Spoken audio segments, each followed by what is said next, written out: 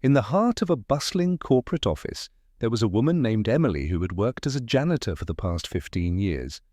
Every morning at 5:45 a.m., long before the fluorescent lights flickered on and the sales team began boasting about their latest deals, Emily was already there. She maneuvered a squeaky cleaning cart past the frosted glass doors of Johnson Enterprises. Her grey uniform faded from years of diligent service, and her sneakers worn down from countless hours of walking the building's lengthy corridors. With a cloth tucked neatly in her pocket and a calm expression on her face, she moved with a rhythm that suggested this was her routine for a lifetime. To most of the employees, Emily faded into the background like an unnoticed piece of office furniture. They referred to her simply as Miss Emily, never giving her a last name and often disregarding her presence as if she were invisible. Only a handful of the newer interns, still learning the unspoken rules of the corporate culture, treated her with respect and acknowledgement. Nevertheless, Emily bore no bitterness, at least not at first. She kept her head down, remained silent, and listened intently. She absorbed the laughter echoing from corner offices and the whispers exchanged in hushed tones. The jokes, the arrogance, the deceitful banter, she took it all in. One day, a marketing representative left a half-eaten sandwich on the edge of the trash can instead of disposing of it properly. Emily quietly picked it up and discarded it without a word. As he strolled by, he merely glanced at her and remarked, "Make sure the carpet's dry before the 3 p.m. presentation." She nodded with a smile, her demeanor unfazed. The next day, he spilled coffee on that very carpet and unjustly blamed her for inadequate cleaning. Once again she nodded, accepting the blame as she had done many times before. Emily often overheard the senior vice president, Michael, laughing with a colleague, saying, "Can you imagine working here all your life without a desk?" They were oblivious to her presence, as were many others who believed their titles conferred them respect and value. What they didn't realize was that Emily held more shares in the company than anyone in that room. She kept this secret close to her chest, patiently observing every detail as she pushed her cart past the executive offices. On a particular morning, while wiping down a glass wall that bore the company logo, her phone buzzed quietly in her pocket. A single message flashed on the screen. "We're ready when you are." She tucked her phone back into her pocket, her expression unreadable, and continued her work. But this time she wasn't merely cleaning floors. She was on the verge of a significant transformation that no one saw coming. If this story resonates with you, take a moment to reflect on the unseen individuals in your life. Their stories might hold more significance than we often recognize. Before Emily ever stepped foot in the Johnson Enterprises building, she was sitting at a kitchen table in a modest home in Atlanta, Georgia, poring over business plans with her husband, Adam Thompson. Back then, Johnson Enterprises was merely an idea scrawled on the back of a grocery receipt, a dream that had yet to take shape. Adam was a man of immense ambition, a drive that was palpable and contagious.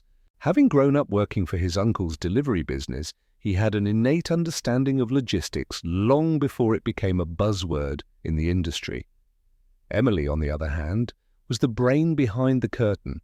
She may not have been the most vocal in public, but she had an uncanny ability to analyze problems, dissecting them quietly and identifying what needed to be fixed. In 2005, Adam and his best friend Jake Mitchell scraped together enough funds to launch a small freight brokerage. They operated out of a cramped rented office with just 2 flip phones and an old fax machine that barely functioned. It was Emily who took the leap of faith, investing her small inheritance from her late father, which most people would have used as a down payment on a house.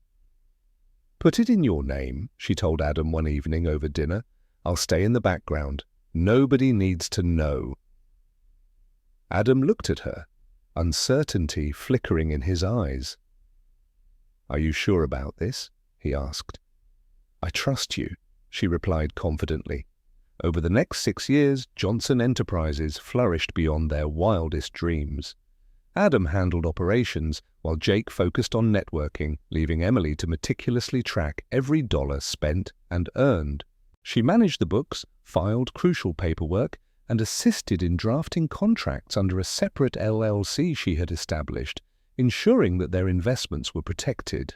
Unfortunately, tragedy struck in 2011 when a horrific accident on the highway claimed Adam's life. He was on a late-night delivery run when a driver, exhausted from work, lost control and caused a catastrophic crash. At his funeral, Jake delivered a shallow eulogy that barely acknowledged Emily, marking the first sign of the impending challenges she would face. Weeks later, Jake began filing documents that pushed Emily out of critical internal communications, assuming she would simply fade away. What he didn't realize was that she had the legal documents, signed agreements from the very beginning that granted her equal ownership of Adam's shares. More importantly, she had leverage. Emily could have confronted Jake with a team of lawyers demanding her rightful place in the company. However, she chose to bide her time, knowing that power lies not just in ownership, but in the right moment to act. In 2012, she spotted a job opening for a night janitorial position at Johnson Enterprises on a community bulletin board. With a borrowed address and a carefully crafted resume, she applied, determined to infiltrate the company and learn everything she could from the inside. When she walked into the office for her interview, Jake didn't recognize her, nor did anyone else. By that time, the company was under the management of a new CEO, Ryan Steele, a young MBA who had no idea of its true origins. Emily began her journey as a janitor, cleaning floors by night while quietly observing the inner workings of the company she had helped build. Reflect on the sacrifices made by those who often work behind the scenes. Their contributions are vital to the success of many, and their stories deserve recognition. Throughout her 15 years as a janitor at Johnson Enterprises, Emily mastered the art of invisibility. With each passing year, she became intimately acquainted with every inch of the sprawling corporate headquarters in Atlanta. She knew the creaky floorboards in the hallways, the microwave that sparked dangerously when shut too hard, and which executives frequently used company credit cards for personal dinners. While she initially approached her job with a sense of duty, it transformed into a covert mission of surveillance. Emily watched employees come and go, witnessing the subtle power dynamics that defined the workplace. She noticed how the upper management, once a tight-knit group, devolved into a disconnected elite, cloistered behind glass walls and throwing around jargon that meant little to the everyday workers. She often heard the complaints of warehouse drivers who arrived with sore backs and overtime slips that never saw approval. In hushed tones, HR staff discussed cuts to health benefits, while mid-level managers were dismissed without warning for minor infractions. One night she overheard a senior manager, Ryan Steele, joking with his assistant about the employees' complacency. "Half of these people should be grateful we even let them in the building," he said with a laugh, prompting a chorus of agreement from his colleagues. Emily stood just outside the conference room, her heart heavy with the weight of their arrogance. They didn't know she was there, but she knew all too well the reality of their indifference. It wasn't bitterness that fueled her, it was clarity. She understood that this company was not just broken, it was rotten to its core. With a small black notebook hidden in her locker, Emily began documenting everything. Each entry included names, dates, and quotes, meticulously recording the toxic culture that had taken root at Johnson Enterprises. She filled her pages with observations like, March 5th, Ryan Steele to CFO, let's cut the bonus pool for the lower staff, they'll take whatever we give them. Her notes were a treasure trove of evidence against the executives who thought they could operate without accountability. As the years went by, Emily's resolve only strengthened. She maintained a low profile, continuing her janitorial duties while gathering information.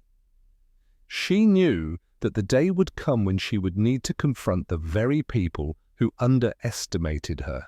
One evening, while pushing her cart past the executive suite, She paused outside the dimly lit conference room. The laughter of the executives echoed through the hallway, and she overheard Ryan boast, "If they don't like their pay, they can try their luck elsewhere." Emily felt a spark ignite within her. This was not just a job, it was an opportunity to reclaim what was rightfully hers.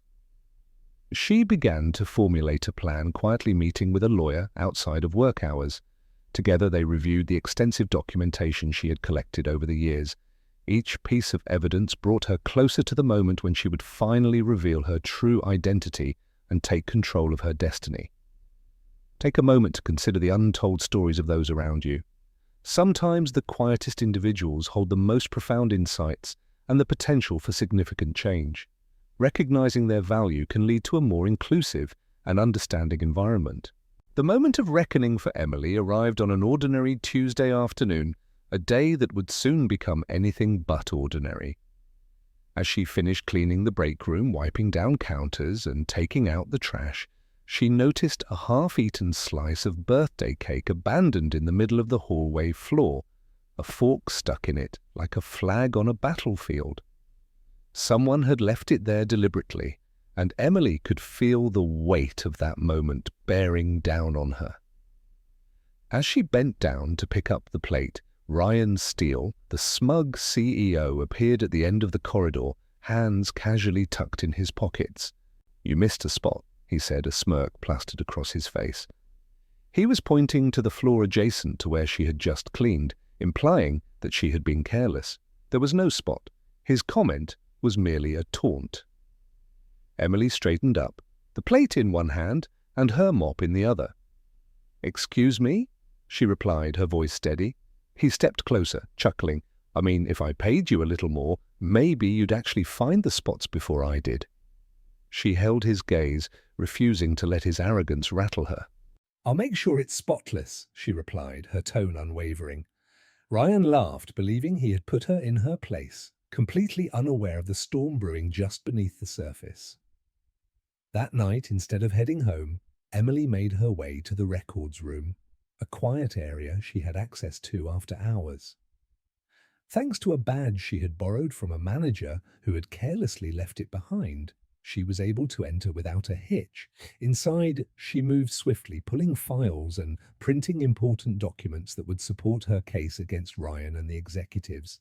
Among them was a bonus report revealing that Ryan had awarded himself a $55,000 performance bonus while simultaneously slashing employee meal stipends and freezing raises for custodial staff.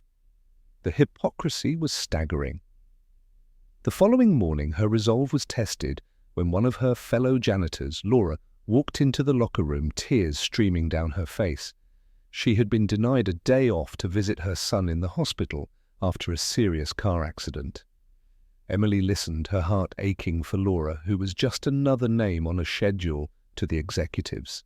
The pain in Laura's eyes ignited something fierce within Emily. This was the final straw. Stepping outside, Emily dialed her lawyer, her voice firm. "It's time," she said. He hesitated, sensing the gravity of the moment. "Are you sure?" he asked. "I'm sure," she affirmed, her determination solid. "Let's make this happen." Within 48 hours, Emily set her plan into motion.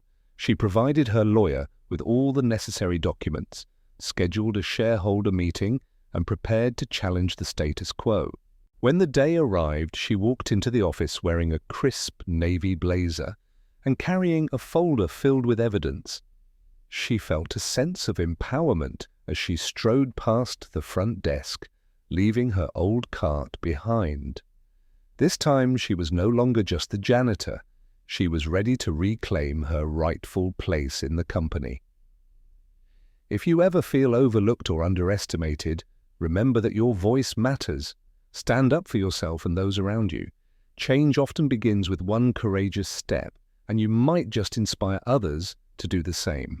The atmosphere in the boardroom of Johnson Enterprises was thick with tension as the quarterly review commenced. The room was furnished with 12 leather chairs surrounding a grand table that cost more than most people earned in a year.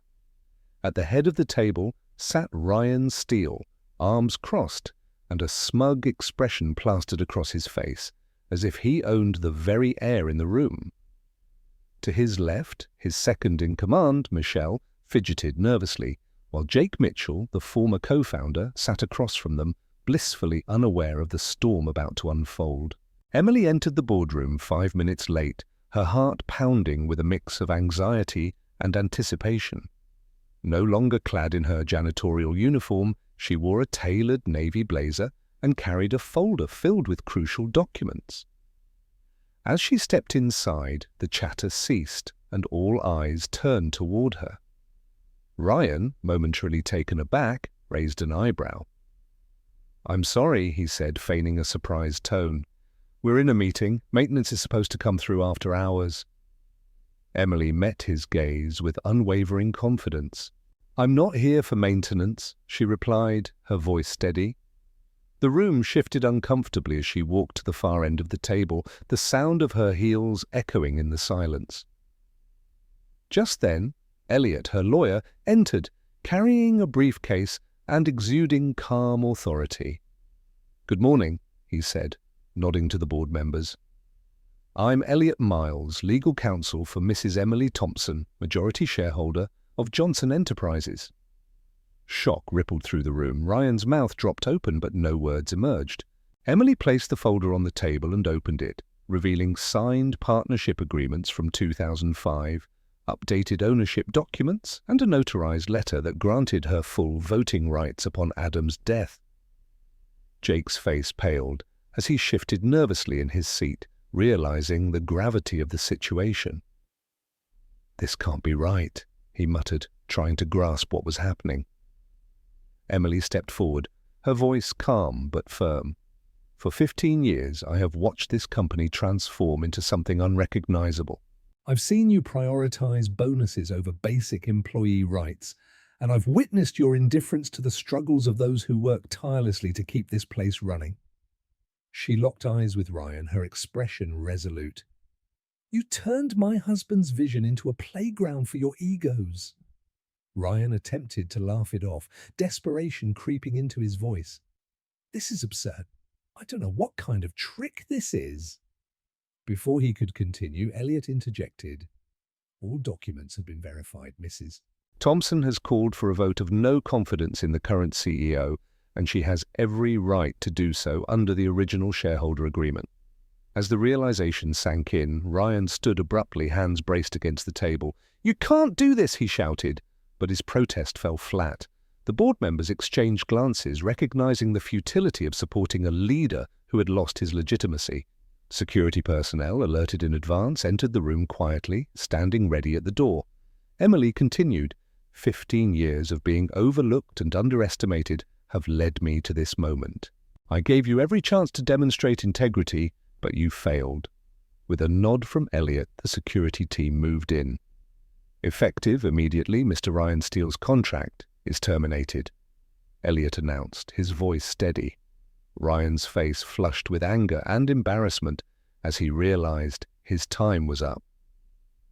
As he stormed out, accompanied by Michelle and Jake, Emily felt a wave of triumph wash over her.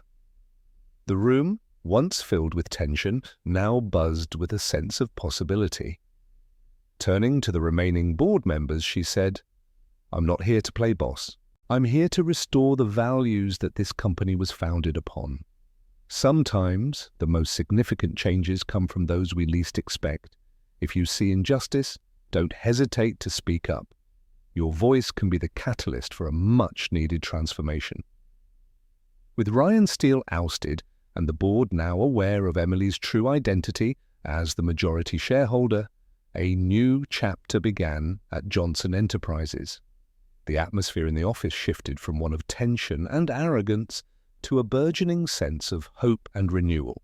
Emily knew the road ahead would not be easy, but she was determined to restore the integrity and values her late husband had envisioned for the company.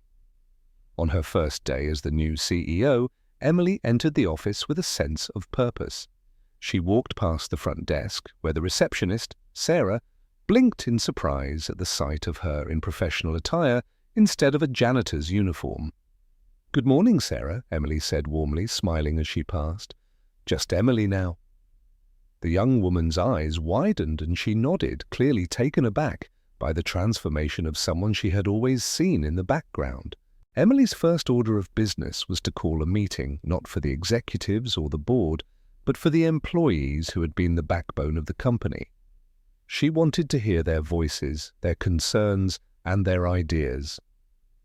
As she gathered everyone in the main conference room, the atmosphere was charged with anticipation. Employees exchanged curious glances, unsure of what to expect. Standing at the front of the room, Emily took a deep breath and began. "Thank you all for coming. Many of you may not have known who I was or the role I played in this company, but I want to start by saying that your work has always mattered. I am here to change things, but I cannot do it alone." Her sincerity resonated in the room, and murmurs of agreement began to ripple through the crowd. A driver named Carlos raised his hand. "Does this mean we can finally get our overtime back?" he asked, his voice filled with hope. Emily nodded confidently. "Yes, and you'll see retroactive pay for the last 2 quarters in this Friday's paycheck." Cheers erupted from the back of the room, and a sense of relief washed over many faces. Another employee, Jenna from HR, stood up. "What about the health benefits? They've been getting worse every year." Emily responded, "We are reviewing new providers right now, and every employee will have a chance to weigh in through a survey. No more backroom decisions about your well-being." The room buzzed with excitement, and for the first time in years, employees felt seen and heard. As the meeting progressed, Emily addressed the question on everyone's mind. What about the employees who had been wrongfully terminated? "We will be reviewing those cases," she assured them. "If you were let go without cause, we will work to clear your names." After the meeting, Emily made it a point to visit various departments, taking the time to sit with employees during lunch, learning their stories and understanding their challenges. She implemented regular feedback sessions and encouraged open dialogue, fostering a culture of respect and collaboration. But even as the changes took shape, whispers of doubt lingered. Some executives questioned her qualifications, dismissing her as merely a janitor who had stumbled into leadership. To them, Emily responded with quiet strength. "I've spent years scaling my grief into silence. I believe I can manage your spreadsheets," she replied firmly, earning the respect of some who had previously doubted her. The company began to feel different, more connected and vibrant. Employees started to engage and morale soared. One evening, Emily received a heartfelt note from Laura, the janitor who had been denied time off for her son. It read, "I didn't think someone like me could ever make it to a place like this. You proved me wrong." Emily kept that note in her desk drawer, a reminder of the impact she was making. Some change is possible when we listen to those around us. If you see an opportunity to improve your work environment or support your colleagues, take that step. Together, we can create workplaces where everyone feels valued and empowered. As the weeks turned into months, Emily's leadership at Johnson Enterprises began to take root. The once stagnant corporate culture transformed into a lively, engaged community where employees felt valued and heard. Emily had not only reclaimed her rightful place in the company, but had also redefined what it meant to lead with integrity and compassion. Despite the positive changes, one question lingered in the air. Why had Emily waited so long to assert her ownership? Employees and even some of the remaining executives were curious. As she walked through the hallways, she often caught snippets of conversations questioning her motives and decisions. Why did she stay silent for so long, some wondered, while others expressed resentment, feeling that she had let the company deteriorate without intervening. At first, Emily felt defensive about the scrutiny, but instead of reacting, she took a moment to reflect. During a staff meeting, she finally addressed the elephant in the room. "I understand that many of you are wondering why I waited," she began, her voice calm but firm. "I didn't do it out of fear. I waited because I needed to see the truth of this company without my influence clouding the perspective. I wanted to allow the rot to rise to the surface, so that when the time came it would be undeniable. Her words resonated deeply with the audience, and a sense of understanding washed over the room. The silence that followed was filled with contemplation as employees processed her reasoning. Emily continued, "I knew that if I had stepped in too early, my intentions would have been questioned and my voice would have been dismissed. 15 years of silence may seem like a long time, but it gave me the clarity to act decisively when the moment was right." As she spoke, Emily reflected on the lessons she had learned throughout her journey. She had witnessed firsthand how easily people could overlook those they deemed unimportant, and how quickly power could corrupt. Her story was not just about her ownership of the company, it was a reminder of the value of every individual, regardless of their role. She emphasized the importance of recognizing the contributions of those who often remain in the background, the janitors, the administrative staff, the drivers, because they are the ones who keep the company running. After the meeting, Emily felt a renewed sense of purpose. She understood that her mission extended beyond just running a successful business. It was about fostering an environment where everyone felt empowered to speak up and contribute. To reinforce this culture, she initiated mentorship programs, encouraging employees to share their ideas and aspirations openly. To celebrate the changes and the newfound unity within the company, Emily organized a gathering in the courtyard. Food trucks lined the area and employees mingled with one another, laughter and camaraderie filling the air. Alonso, the driver who had previously questioned the fairness of their pay, raised his drink in a toast, saying, "To the quiet ones." Emily joined him, her heart swelling with gratitude. "To those they never saw coming," she responded, her eyes scanning the crowd of smiling faces. Remember, every individual has a story and a contribution that matters. Take the time to acknowledge those around you, engage with your colleagues, and foster a culture of respect and inclusion. Together we can create a workplace where everyone feels valued and empowered to shine.